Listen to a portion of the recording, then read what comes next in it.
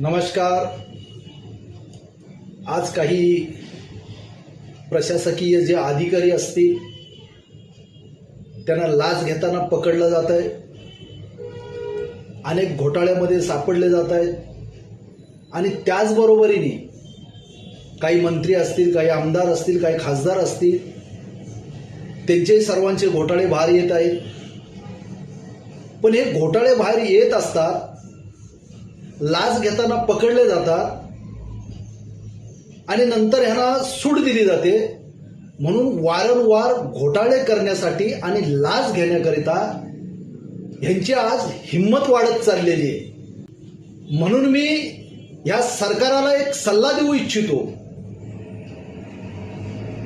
जे मंत्री असतील, जे आमदार असतील, जे खासदार असतील, त्यांनी घोटाळा केलाय, तो भ्रष्टाचारात भेटलाय, तर ताबडतोब ज्या पक्षामध्ये तो असेल त्या पक्षाने पहिला त्याच्या ढोंगणावर लाथ मारून त्याला हकलला पाहिजे।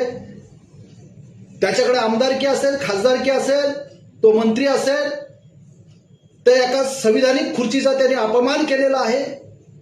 त्याची आमदारकी, त्याची खासदारकी, त्याचं मंत्रीपद ताबडतोब रद्द केलं पाहिजे।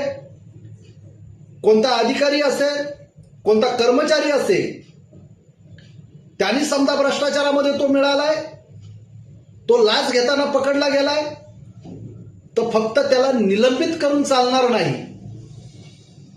कारण त्याला माहित आहे थोड्या दिवसांनी पुन्हा मी चोऱ्या करायला, डाका टाकायला मी ह्या विभागात येणार आहे।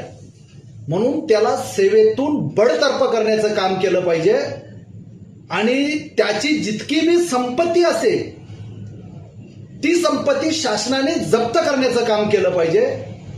आता काही अधिकारी, काही कर्मचारी काय करतात,